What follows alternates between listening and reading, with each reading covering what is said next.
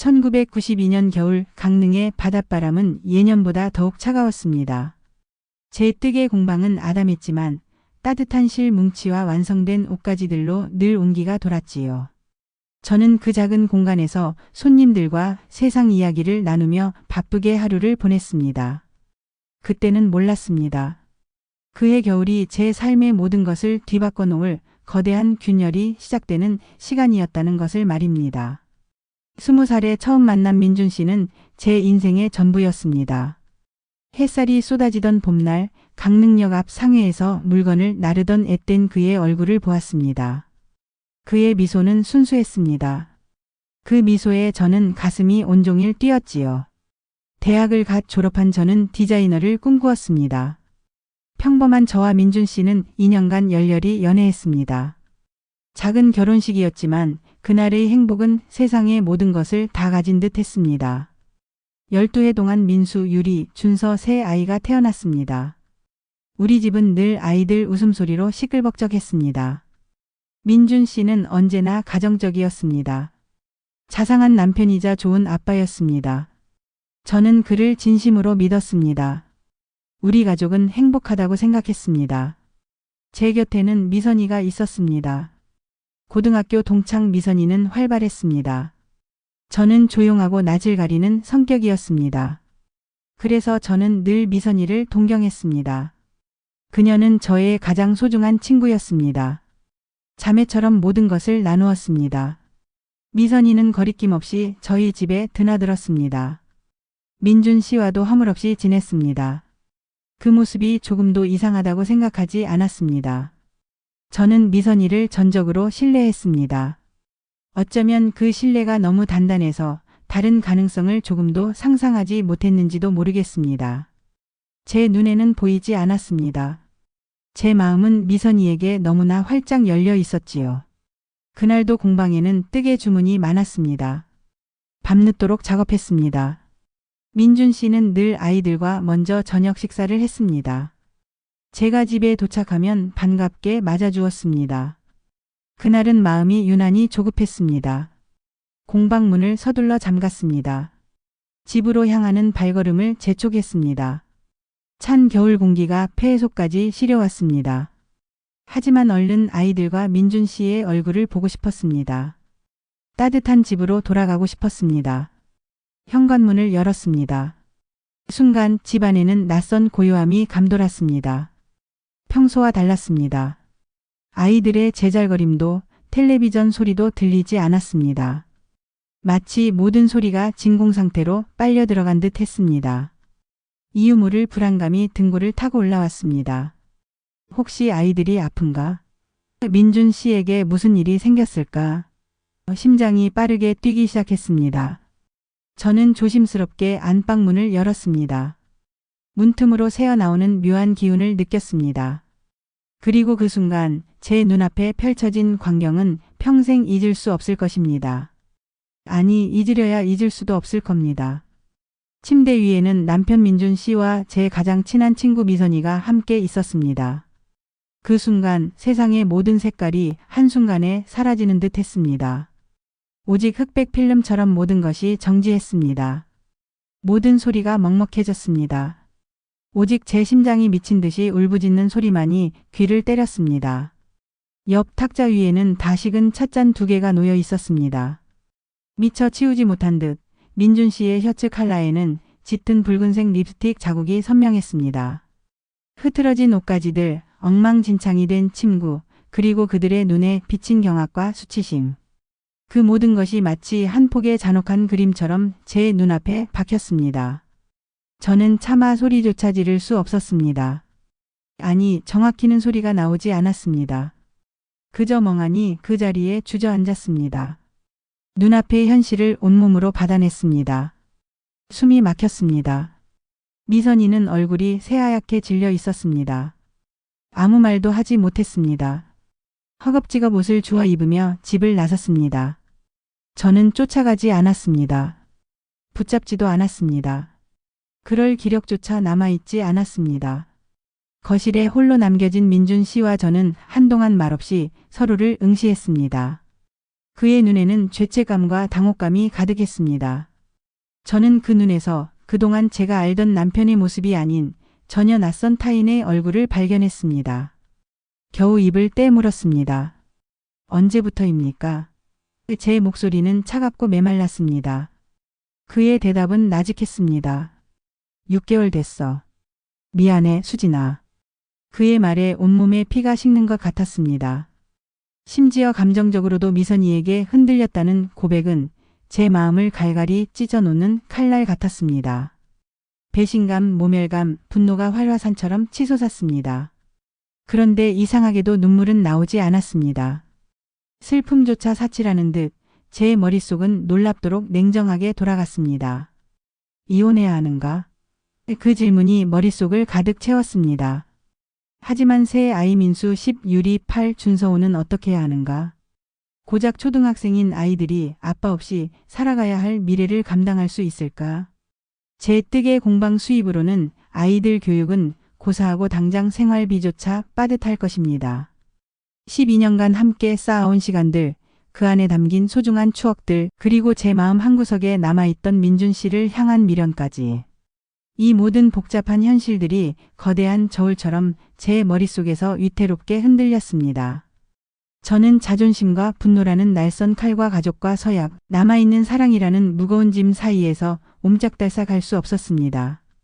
어떤 선택을 해야 할지 감히 상상조차 할 수 없었습니다. 바로 그때였습니다.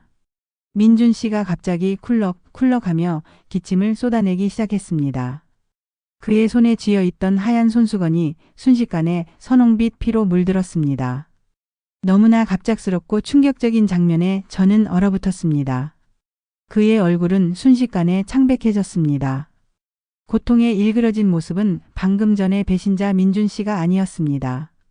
그저 위태로운 한 인간의 모습이었습니다. 피 섞인 기침은 배신이라는 지독한 현실을 잠시 뒤로 미루게 했습니다. 우리를 곧바로 생사의 서사로 몰아넣었습니다. 모든 것이 한순간에 뒤바뀌었습니다. 분노할 새도 없었습니다. 저는 그를 부축했습니다. 황급히 병원 응급실로 달려갔습니다. 응급실 침대에 민준 씨는 힘없이 축 늘어져 있었습니다. 그의 창백한 얼굴을 보며 저는 온몸으로 두려움과 불안을 느꼈습니다. 며칠 밤낮으로 정밀 검사가 이어졌습니다. 의료진의 심각한 표정은 불안감을 증폭시켰습니다. 모든 것이 좋지 않은 징조였습니다. 결국 최 교수님은 깊은 한숨을 쉬셨습니다. 그리고 차분하지만 단호한 목소리로 말씀하셨습니다. 사모님 남편분은 진행성 폐암이십니다. 치료를 하지 않으면 3개월에서 6개월, 적극적인 치료를 하신다면 1년에서 2년 정도 더 사실 수 있을 겁니다. 그 순간 제 머릿속은 새하얗게 변했습니다. 마치 거대한 파도가 덮쳐와 저를 한없이 깊은 바다 밑으로 끌고 들어가는 것 같았습니다. 암. 그 잔인하고 절망적인 단어가 제 삶을 송두리째 뒤흔들었습니다. 불륜이라는 현실은 아직 아물지 않은 상처처럼 아렸습니다. 그런데 이제는 더 이상 되돌릴 수 없는 죽음이라는 그림자가 우리 가족을 덮치고 있었습니다. 이 지옥 같은 현실 앞에서 저는 대체 무엇을 해야 할까요? 이 감당할 수 없는 무게를 어떻게 짊어져야 할까요? 저의 겨울은 그렇게 시작되고 있었습니다. 민준 씨의 폐암 진단은 제 가슴에 깊은 구멍을 냈습니다. 배신감과 미움은 여전히 제 마음속을 핥히었습니다. 하지만 아이들의 아빠였습니다. 한 사람의 생명이 경각에 달린 상황이었습니다. 저의 개인적인 감정은 잠시 뒤로 물러나야 했습니다. 의사 선생님의 잔인한 시간표를 들으며 저는 깨달았습니다. 지금 제가 짊어져야 할 가장 큰 짐은 배신당한 아내의 분노가 아니었습니다. 그것은 병든 남편과 아이들을 지켜야 하는 엄마의 책임감이었습니다. 망설임 없이 말했습니다. 지금은 치료가 우선입니다. 제가 함께 싸우겠습니다. 그 한마디는 제 모든 슬픔과 분노를 억누르는 주문과 같았습니다. 그 말을 내뱉는 순간 제 마음속에 굳건한 결심이 자리 잡았습니다. 현실은 너무나 무거웠지만 어쩐지 제 마음은 조금 단단해졌습니다. 아이들에게 아빠의 병을 알리던 날은 제 삶에서 가장 힘든 순간 중 하나였습니다. 아직 세상 물정 모르고 해맑게 뛰어놀던 민수, 유리, 준서 앞에서 저는 한참을 망설였습니다. 어떻게 설명해야 아이들의 작은 마음이 너무 상하지 않을까? 아이들이 아빠를 미워하게 되지는 않을까? 수없이 고민했습니다. 결국 최대한 담담하고 솔직하게 이야기했습니다. 아빠가 지금 많이 아프단다. 하지만 엄마랑 아빠랑 같이 힘내서 꼭 이겨낼 거야. 우리 민수, 유리, 준서도 아빠한테 힘을 많이 줘야 해. 10살 민수는 그 자리에서 눈물을 뚝뚝 흘렸습니다. 8살 유리는 작은 입술을 앙다문 채 고개를 푹 숙였습니다. 5살 준서는 엄마 아빠의 심각한 표정을 보고 왠지 모르게 불안해했습니다. 그 작은 아이들의 슬픔을 마주하며 저는 다짐했습니다. 나는 절대 무너져서는 안 된다. 아이들이 기댈 수 있는 유일한 기둥이 바로 저라는 것을 알았기 때문입니다. 그때부터 저의 일상은 전쟁터나 다름없었습니다. 민준 씨는 수술과 이어지는 항암 치료, 방사선 치료로 인해 하루하루 피폐해져 갔습니다. 저는 그의 손발이 되어 병실을 지켰습니다.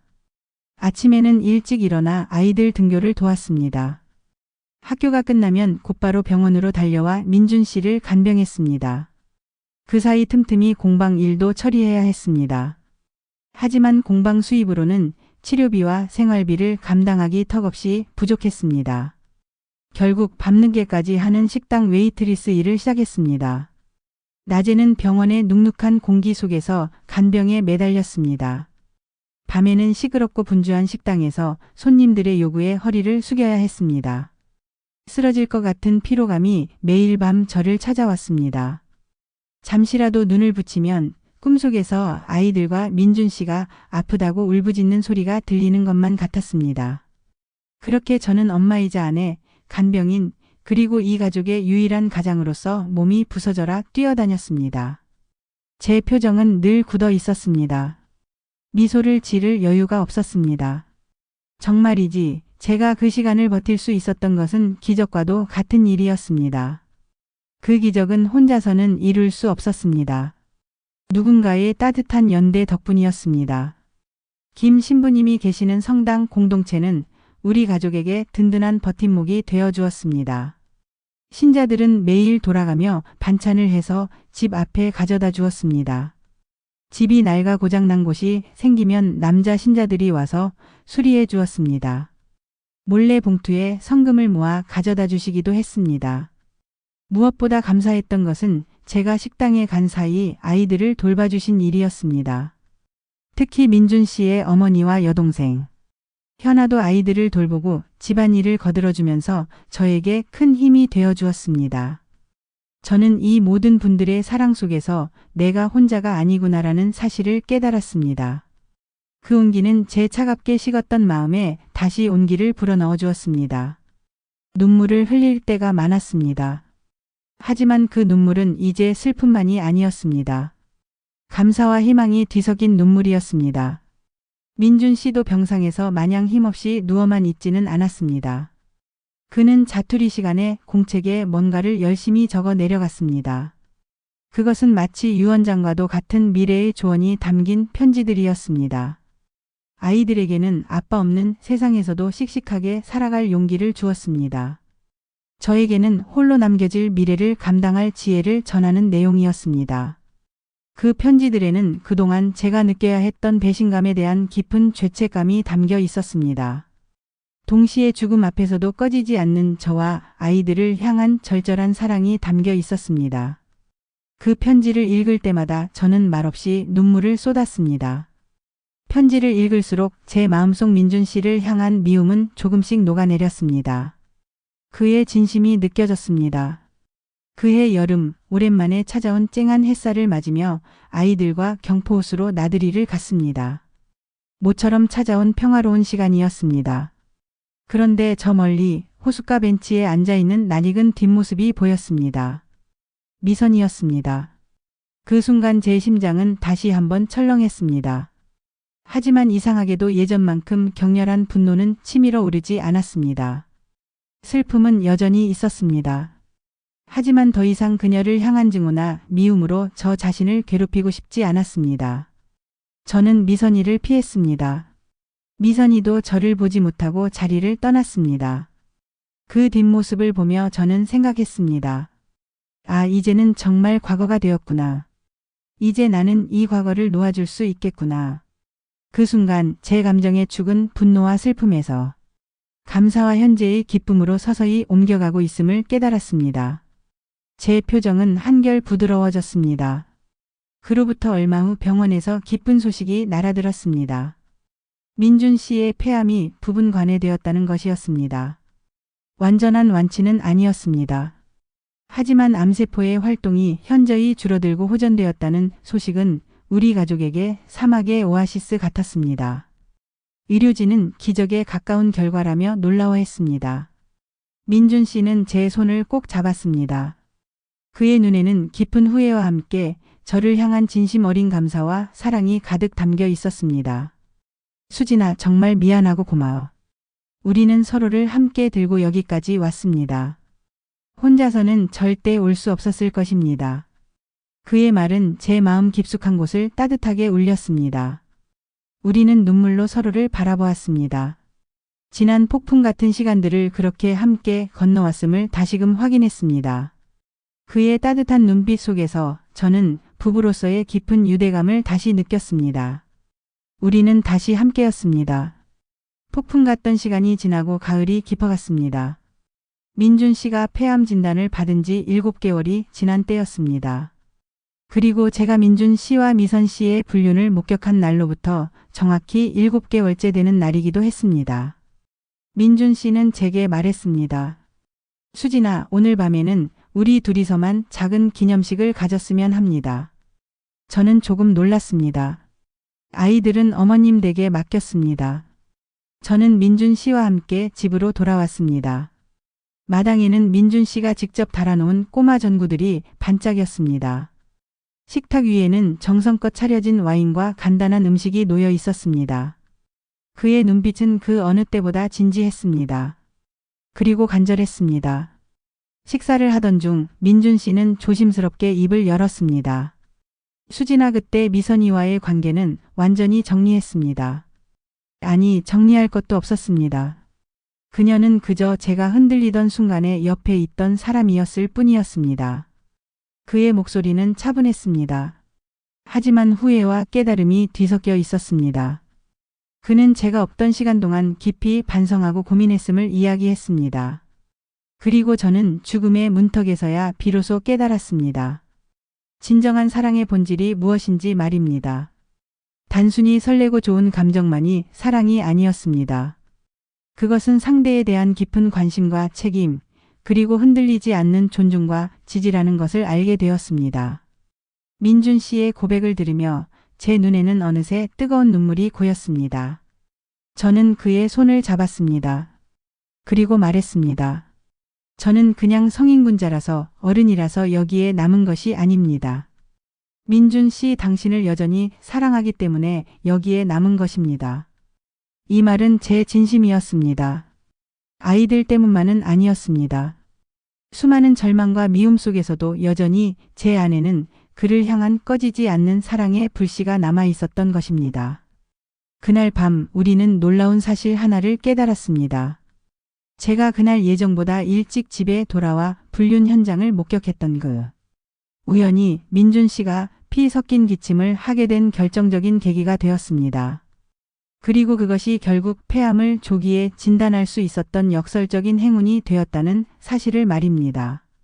민준 씨가 병원에 조금만 늦게 갔더라도 우리 이야기는 훨씬 더 비극적인 결말로 치달았을 것입니다.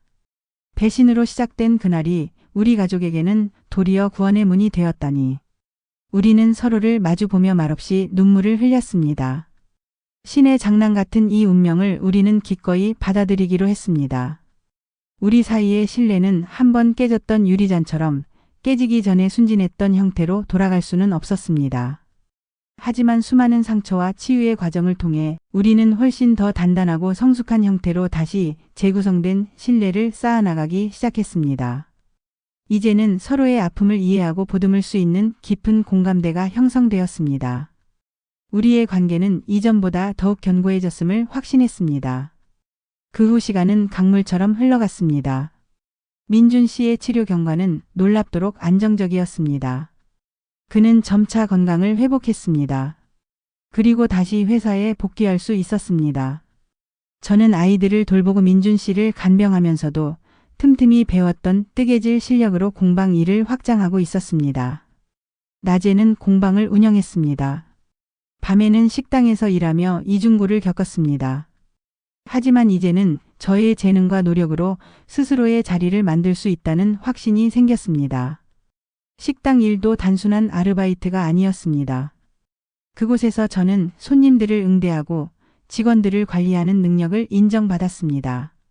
결국 관리자 자리까지 오르게 되었습니다. 잊고 지냈던 저 자신의 능력과 자아를 발견하는 시간이었습니다. 우리 가족은 이전처럼 소박했습니다. 하지만 그 안에는 깊은 감사와 행복이 가득했습니다. 우리는 평범의 기적을 누리며 살아갔습니다. 저와 민준 씨는 매주 토요일 오후 바닷가가 보이는 작은 카페에서 단둘이 데이트 커피를 마시는 작은 의식을 만들었습니다. 따뜻한 커피 한 잔을 앞에 두었습니다. 지난 한 주간의 이야기, 아이들 이야기, 앞으로의 계획들을 소곤소곤 나누었습니다. 이 시간은 우리 관계가 소홀해지지 않도록 지속적으로 돌보는 소중한 시간이 되었습니다. 우리는 서로의 마음을 다시 확인했습니다. 미선 씨에 대한 소식도 들려왔습니다. 강릉을 떠나 타지에서 결국 이혼했다는 소식이었습니다. 이 소식을 들었을 때 저는 더 이상 어떤 감정의 동요도 느끼지 않았습니다. 그녀에 대한 미움이나 분노는 이미 제 마음속에서 희미한 안개처럼 사라진 지 오래였습니다. 저는 비로소 미선 씨를 완전히 용서할 수 있게 되었음을 깨달았습니다. 모든 것을 내려놓고 나니 제 마음에는 평온함과 홀가분함만이 남았습니다. 세월은 정말 빠르게 흘렀습니다. 강산이 여러 번 바뀌었습니다. 아이들은 모두 성장하여 각자의 가정을 꾸렸습니다. 그리고 우리는 민수와 유리, 준서의 자녀들, 그러니까 우리 손주들의 재롱을 보며 흐뭇한 미소를 짓는 할머니, 할아버지가 되었습니다. 민준 씨의 암은 그 후로 단 한 번도 재발하지 않았습니다. 의료진도 가족들도 모두 기적이라고 입을 모아 말했습니다. 그리고 마침내 우리는 결혼 50주년을 기념하는 금혼식을 가족들과 손주들이 모두 모인 자리에서 성대하게 치렀습니다. 제 손가락에 끼워진 결혼반지는 50년이라는 긴 세월의 흔적만큼 닳고 닳아 얇아졌습니다. 하지만 단 한 번도 제 손을 떠난 적이 없었습니다. 반지를 물끄러미 바라보았습니다. 저는 깨달았습니다. 이 반지는 단순히 영원한 사랑을 약속하는 상징만이 아니었습니다. 이 반지는 수많은 좌절과 고난 속에서도 머무르고 떠나고 싶은 충동을 이겨내고 선택하고 누군가를 미워하고 싶은 마음을 넘어 용서하는 의지의 상징이었습니다. 가장 어둡고 절망적이었던 그날이 역설적으로 우리 가족에게는 진정한 사랑과 깨달음 그리고 축복의 서막이 될 수 있었음을 제 삶이 증언하고 있었습니다.